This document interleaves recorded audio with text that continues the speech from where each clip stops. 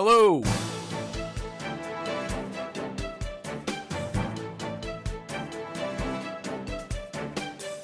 And welcome to episode 41 of Modern Media Review, the podcast that looks at the background, not just the people.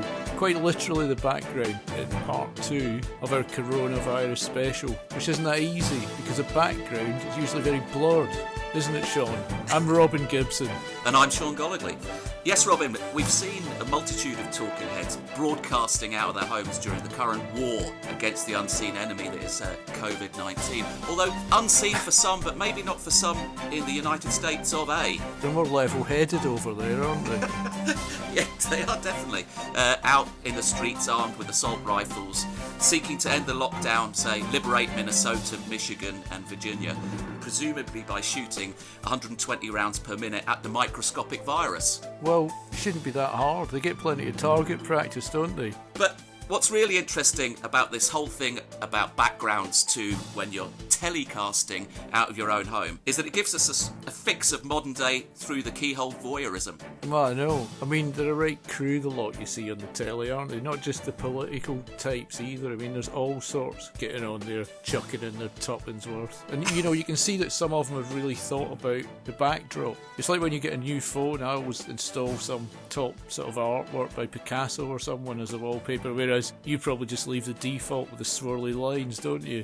I do actually, because usually I get too confused and I'd end up downloading something totally inappropriate, which won't look good when you're on the 166 into Epsom and someone's leaning over your phone as you open it. Anyway, before we get on to the backgrounds of the talking heads, have you seen Bono?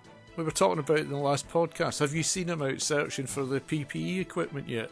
I have. Yeah? I was up on Epsom Downs having a barbecue on Sunday. You said that last time. I did, and I did it again, because I will not be kept indoors. So he's playing his part, is he? He is absolutely playing his part. Well, I'm hoping he maybe puts together a search party with the Queen, because at the start of all this she said she was going to play her part as well, and I haven't seen her out and about doing anything. Well, therefore she is playing her part, Robin. Supporting from inside, well, I'm not sure where she is. Hopefully not on Nectar Island with Richard Branson. Anyway, her background's always good, isn't it? It's always solid gold curtains and... You can't beat that. Yeah. Well, maybe some professional footballers could. Maybe they've got a bit more solid gold in the background. Well, yeah, I haven't been looking at the footballers, apart from one, but you have.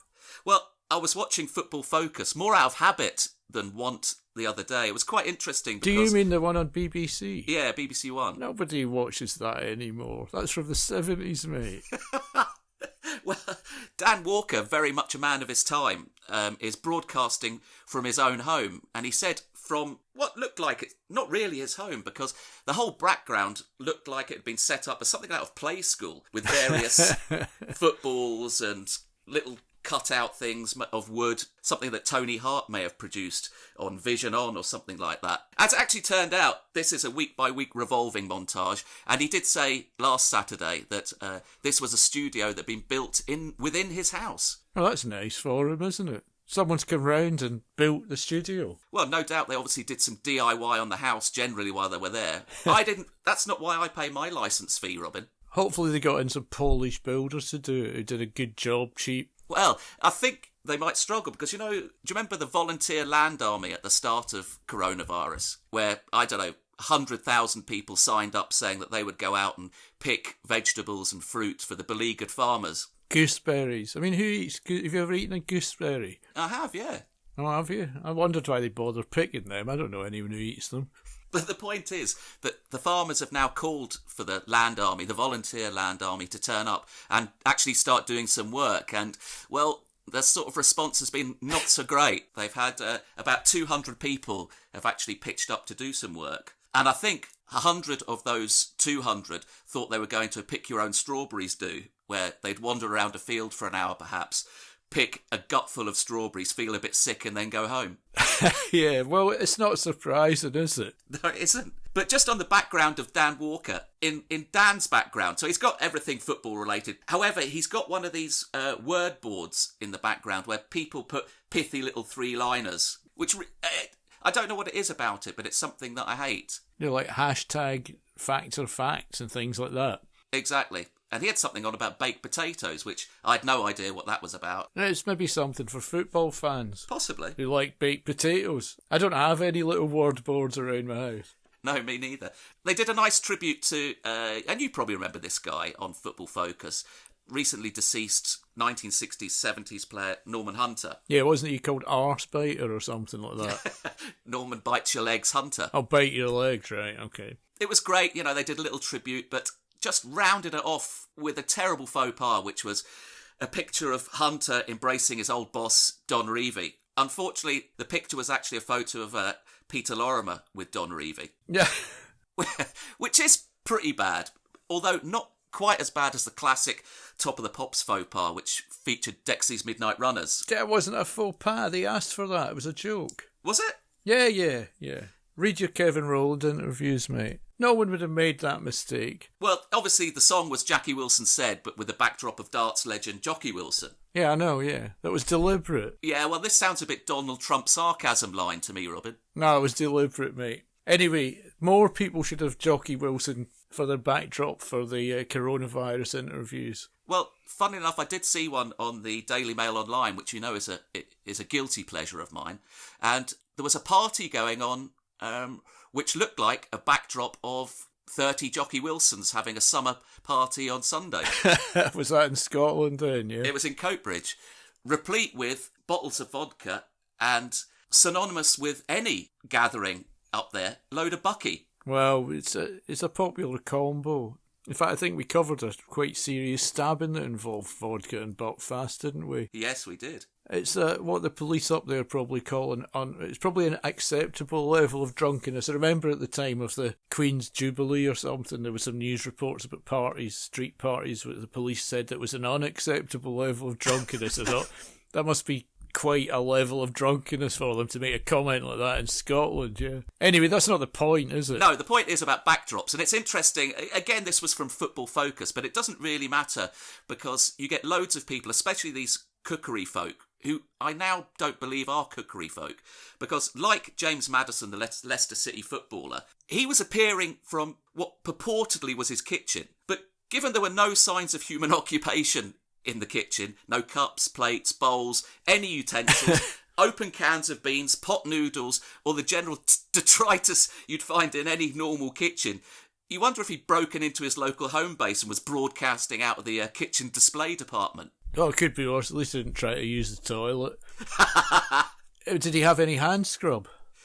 Well, okay, hand scrub I'm sure is very good and all the rest of it, but is hand scrub becoming a gateway drug? Because, we've been spending fortunes on it, and so much so now that you must be seriously stepping up and considering mainlining Dettol or Domestos. Yeah, I've been doing that for years. It's a good rush, and it cleans you out as well. It flushes you out, mate.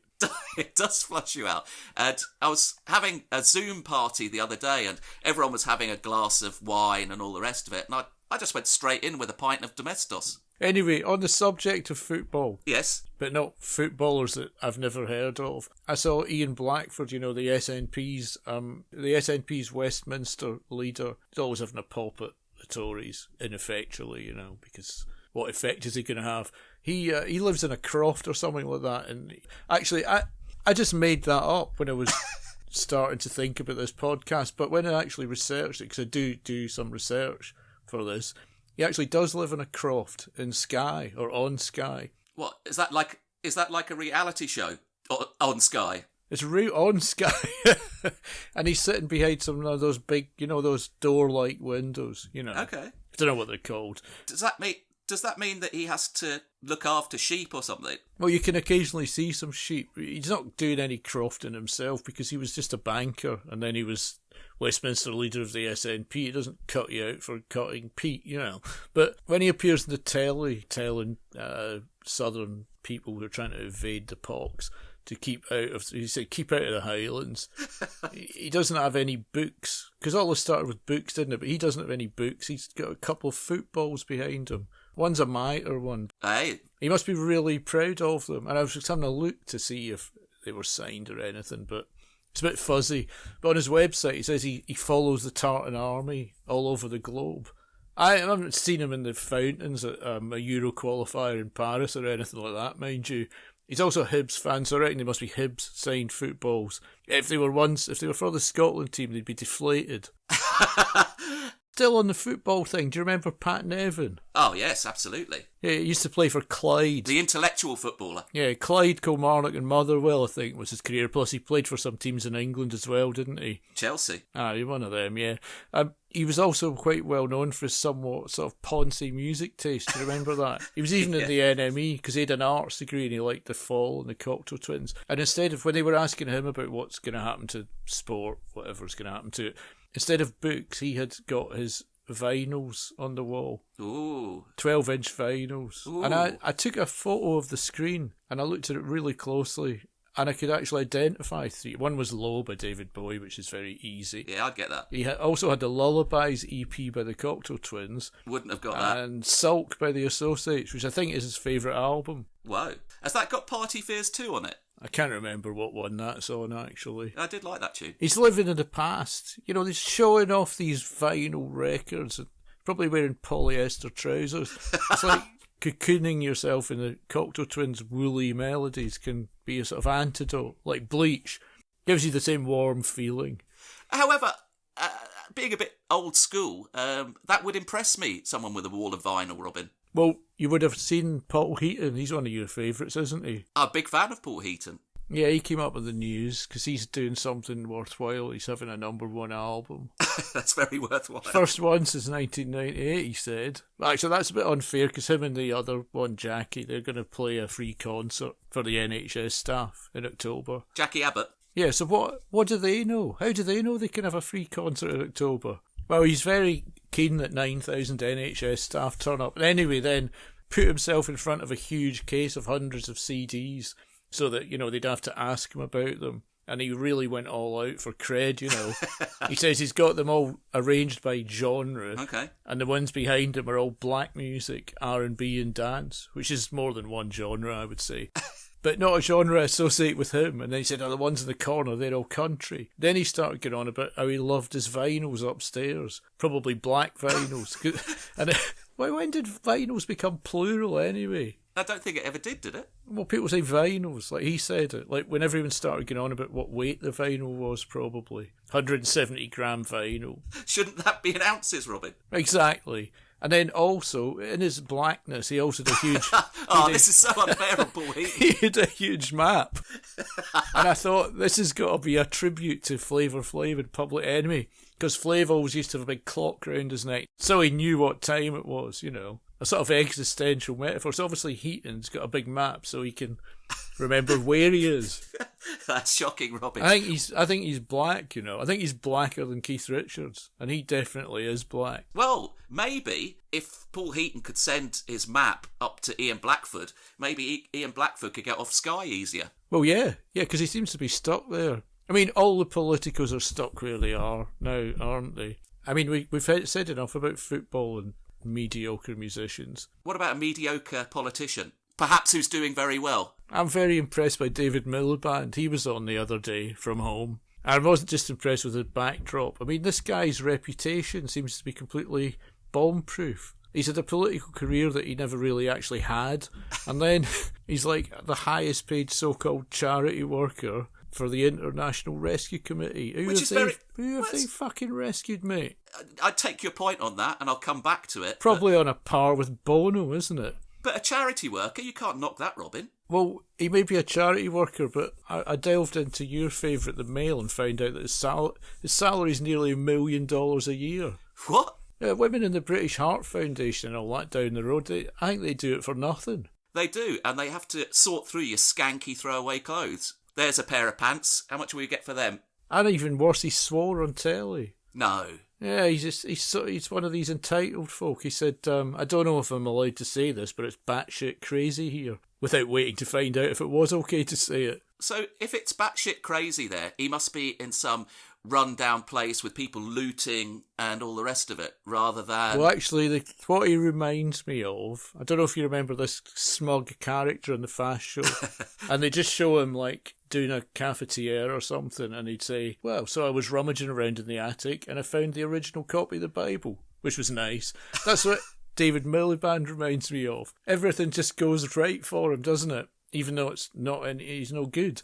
You don't actually know this, Robin, because if he's working for International Rescue, perhaps he's flying around the world from Tracy Island, possibly with Bono. Yeah, with Bono, yeah. In Thunderbird 2, because let's face it, Ed Miliband, never mind David Miliband, the both of them look like classic characters for a Jerry Anderson TV show, which obviously would be filmed in super marionation. They do look a bit like that. And, his backdrop was just what that guy from the Fast Show would have. It was a lovely little cabin that probably, someone left him in their will, which was nice. And it does, those rough cast white walls and the wooden beams and a little stained glass window and a vase of flowers. Very nice. Batshit crazy. There was no books, no books or anything. Well, because he's a Philistine? Well, possibly. I'm still wondering what he does. So the Mail said, this is what the Mail said, he tours the world demanding more support for refugees and migrants. Well, I'll do that for half the money, mate. A quarter.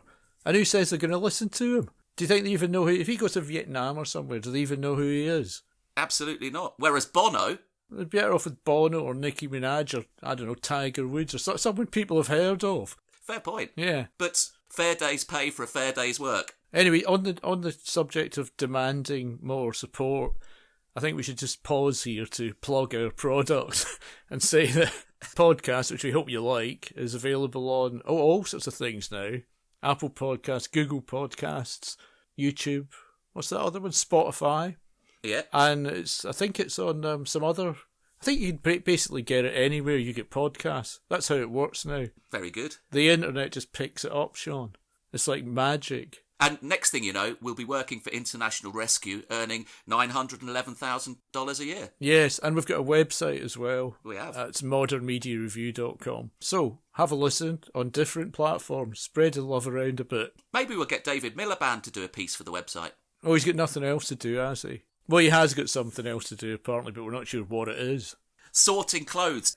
One place you don't find Miliband, at least David, is at PMQs, isn't it? Not anymore. Not anymore. But I had a look at it the other day because that was an opportunity to see loads of background because it's almost totally virtual and there was no PM there. It was quite good, actually. It didn't have any of that stupid shouting and jeering because it doesn't work on Zoom, does it? Well, because you've got that delay and everyone will be just jumping in on each other. Yeah. But anyway, the first few folk who came on, I know, some MPs or other, instead of all the books and paintings and all that shit, they had blank walls. Okay, that sort of leads me in one direction. Well, I just wondered if they've been told, for PMQs not to distract superficial viewers like us who are only interested in what's on the wall behind them. Well, Stephen Kinnock... He was blank. A fair reflection of what's going on between his ears, I'd say. Probably, yeah, but then you get Barry Gardner came on. He had no books. Who? Well, Barry Gardner used to be in the old Labour shadow cabinet. Okay. Yeah, he looked like he was in a travel lodge. He's been kicked out of the shadow cabinet for being a sort of Corbynist, Trotskyite communist, which they are not doing that anymore, are they? No, changed. He might be just down in his luck. Actually, I doubt if Barry's listened to this, but I do hope it was a travel lodge and not his favourite room in his house or something. Surely someone must have been showing off. Well, yeah, there wasn't any ruling after all at all, because when you get onto the more upmarket MPs who probably get more extracurricular directorships and things like that, Ed Davey, he had some abstract paintings. Okay. Like sort of budget Rothkos they looked like. And they looked a bit creased as if they hadn't been framed properly. Maybe just dug them out of a magazine somewhere. Well, some people do that, don't they? Yeah. And then Hilary Benn, he had a sort of nice old picture, like an old style one you'd get in a museum type. But he didn't get it in, you'd only see the feet of the people in the picture. So I hadn't been paying attention to setting up his Zoom background. He didn't do that classic where you could only see half his face or an ear. No, it was just the picture. He's obviously sat in front of it, but it was only the feet you could see. I mean, I was having a chat to some mates on Zoom the other night, and my mate Mike, he was sort of floating in a nebula. Hilary Benn could do that. He might be better if he seemed a bit more cosmic. He's too straight, isn't he? But this all started with books, really, and I know they've gone out of vogue. It's like the nuclear arms race. It's escalating. Well, yeah, it is. Well, books was where it started, and I first noted it with David Lidman, who's some sort of figure in TV. I don't know, he was boss of this and that. But he was one of the first ones on Newsnight doing the virtual interview. And it was unbelievable. I mean, they must have been told not to do this. He seemed to be in a shed of nothing but books. In fact, it could have been made out of books. Or maybe he is metamorphosizing it. What's the word? Metamorphosizing into a book. It was ludicrous. And he had a single unshaded light bulb dangling behind his head. It's totally creepy, and you couldn't have read by it. It's not like he's sort of like found some old books in the garage that his dad used to have and just taken them en masse and piled them up, as if by some sort of osmosis all that knowledge permeates through him and therefore to us in impressive style. It must have been osmosis, because they were piled up, so you couldn't, like... if you're going to take a book down to read it, you've got to take it off you can't get it from the bottom of a pile. No. Unless... it's a bit passive. I used to have loads of books on shelves, and then I thought, it's just pretentious. It's just showing off. Why keep them? Give them away. It's like keeping used toilet paper. How often do you go back to it a second time? Well, we may have to do that in future, Robin, if lockdown carries on too much longer. I just keep a few now. I don't mean used toilet paper, I mean books. And then I read them over and over again, every day.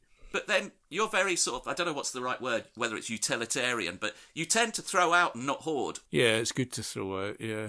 Except art. You can't throw out art because it might be worth something one day. And art's the thing in these broadcasts now, isn't it? It's moved from books to art. Absolutely. Matt Hancock was originally sitting in a study where he looked out of debt. It was like a room full of junk, wasn't it? And he had a number 4 race... what do you call them? You know about horses. Blue square, number cloth. A number cloth for his racehorse, because he won a charity race years ago. Do you know, I didn't know that. Yeah, but he did. Well, he's MP for Newmarket. Anyway, he's moved up from his messy study to standing in front of a Damien Hirst job. He surely can't own that. I don't think he owns it. Unlike P. Diddy, who does own the art he stood in front of the other night for his message of hope. And I'd frankly rather have P. Diddy's message of hope than Boris Johnson's. Or Matt Hancock, because Matt Hancock in front of a load of books would be about as much use as having a 6-year-old in the British Library. I'm disappointed they haven't asked Sly Bailey. She's a name from our past, because she used to be the boss of Mirror Group newspapers.